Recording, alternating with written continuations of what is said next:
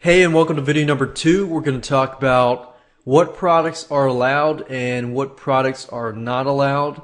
And we're also going to talk about the do's and the don'ts. So let's go ahead and get started. What products are allowed? Well, they must be original to avoid copyright issues. So original means you created the product. It does not mean that you buy a private label rights product and you can put it on ClickBank. You will see some private label rights products, but there's no guarantee that those people will be staying up there. So by legally, ClickBank rules say that you must be the original owner. So if you do take a private label rights product and you do change it around completely, graphics, sales page, everything in it, and you do change it to the point that it becomes your own product, then that's a possibility. You might want to run that by ClickBank first. The product itself must be a digital product and delivered digitally through your website. So that means that it's got to be downloadable. So let's say, for example, that you buy a product and it's got to be something that somebody can download, they can watch on your website, they can use it, and so forth. Now you can, however, you can ship, for example, books, CDs, and DVDs to your customers. But that product, can be complementary to the main product, which means that your main product is something that they can download. So complementary, say for example that you've got a video course like this one, and they don't necessarily need a report, but it's an optional report that you include with the product. So you also might want to run that by ClickBank as well. But if your product is only a DVD and you ship it through Kunaki and that's it, and that's your main product, then ClickBank is not going to approve that product unless it's they're able to download it immediately within let's say a few minutes or a couple hours. Now let's talk about the types of products that ClickBank does not allow. Now you can check this list from ClickBank, but pretty much what ClickBank wants you to do is they want to make sure everything is original and not copyrighted content. So number one, you don't want to have content in there that belongs to somebody else. If it belongs to somebody else in any way, whether that's pictures, content, text, movies, videos, games, music, and so forth, then you definitely want to avoid that. So anything that's copywritten by somebody else, if it's a PLR, private label rights product, and you did not create that private label rights product, then you probably don't want to put that up on ClickBank. There are a lot of ClickBank like PLR based products, but that's a risk that you will take. That's a risk that you will take that might close your account down. So you definitely want to avoid doing that. Now, anything illegal, anything unethical is generally what ClickBank does not like. However, some people's definition of legal and unethical can be different. So that's why there's this list of products. Number 3, we have spyware. Obviously, you can have an anti-spyware software, but you don't want to be selling viruses and spyware. And people do that. Anything with existing debts, promissory notes, digital cash, spending counts, money transfers, gift certificates, and most likely a lot of these things is because somebody else did it and it just didn't work out. You got securities, stocks, bonds, deeds, titles, lottery tickets, sweepstakes, wagers, wager pools, gambling, or betting of any kind. There used to be a lot of gambling products, but a lot of them were pulled off. Pornography, any type of pornographic entertainment. Juarez is basically like illegal stuff. Pirated software, pirating tools, hacking tools, proxies, remote bots. Proxies are basically IP addresses, shell accounts, dial-ups or dial-ins, phone services, phone minutes, cell messaging, SMS type stuff. And if you really don't know what this stuff is, then good. You don't have that product. Spamming type tools, fake ID tools, credit reports, credit repair, professional services, including accounting, legal, medical, pharmaceutical services.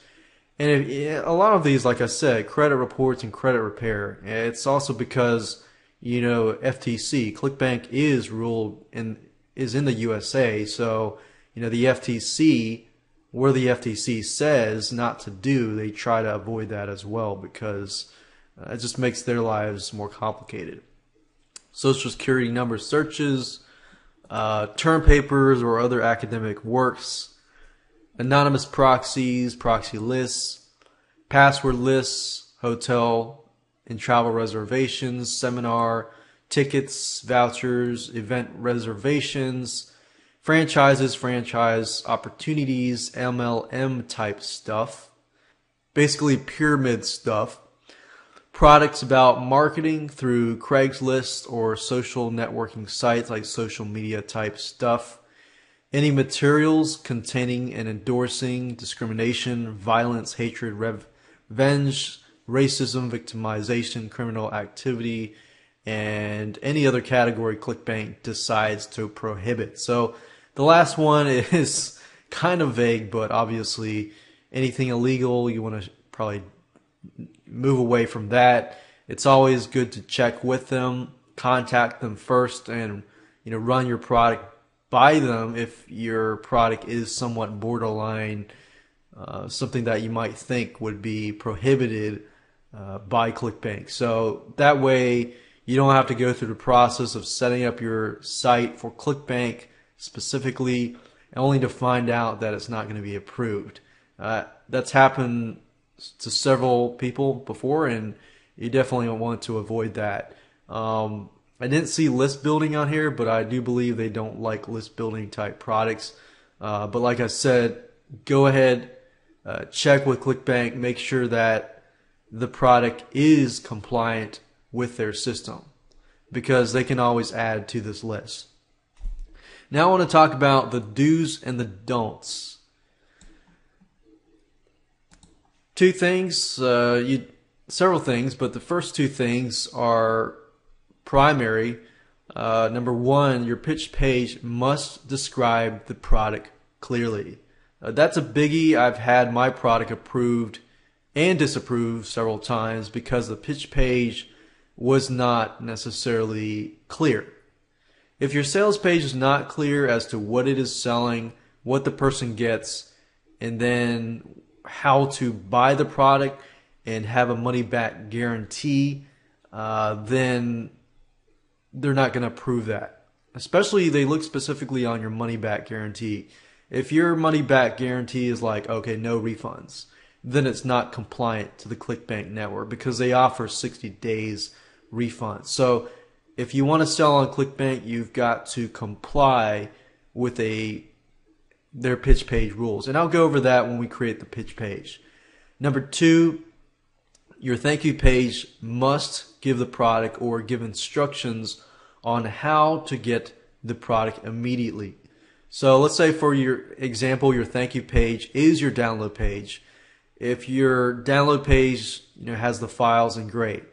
But let's say you're using some sort of script like Amember Pro or some sort of security script that requires them to create an account so that they get the downloads. You need to make sure specifically that, okay, number one, you need to do this. You need to create your account to get the files and so forth. You need to be very, very clear. Otherwise, ClickBank will look at that and they'll say, oh, it's confusing. You need to fix this and that. So you want to make sure that you get everything right the first time so that you don't have to get disapproved, and go through the process of doing that. So you definitely want to double check before you submit your product for approval. Because let's say, for example, a recurring billing products, ClickBank says that there are no changes that can be made to recurring billing products after they are approved. So you want to make sure that you get it right the first time. Another thing that they want is pretty obvious, but a lot of vendors do miss out on this. You want to make sure that you support your customers via email, phone, or help desk. You don't have to do phone as long as you do via email and help desk, but you want to do this to prevent refunds and chargebacks. And ClickBank does monitor your refund rate and your chargeback rate. So if you get a lot of refunds and you get a lot of chargebacks, a lot of times they will actually ban you from their network. So you definitely want to make sure that people are clear, that you will honor your refund, your money back guarantee, and your refunds and your chargeback to avoid those chargebacks. Because when they do charge back, you have to kind of pay a fee with any payment processor, PayPal or ClickBank. So you definitely want to avoid that. And even if you do get a chargeback, that doesn't always mean it's your fault. It just means that the customer didn't contact you to get that refund. And another thing, they can also contact ClickBank to get a refund as well. And also you want to make sure that it's easy for affiliates to promote your product. You want to make sure that you provide them with the necessary tools to do so that they can bring sales to you. And that's the beauty. You get people promoting your product, even though you might get 25 to 50% commissions, you're really not doing much except the affiliate's doing all the work. You're just providing the product itself and the support.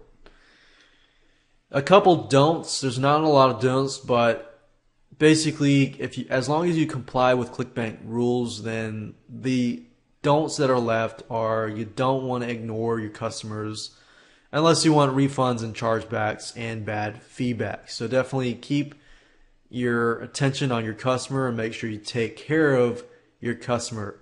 Don't skip video number 9. Video number 9, we're going to talk about how to choose the right categories, how to add the correct marketplace title, description, and so forth before you pay your activation fee. So you definitely want to make sure you get everything right, because this is one of the fundamental basics. And don't violate trademark, copyright law, or DMCA, which is the Digital Millennium Copyright Act. So you definitely want to make sure the product is yours. You don't want to violate copyright. You don't want to use pictures that are not yours. And if you do use pictures, and make sure that you use a royalty-free site like bigstockphoto.com or iStockPhoto.com.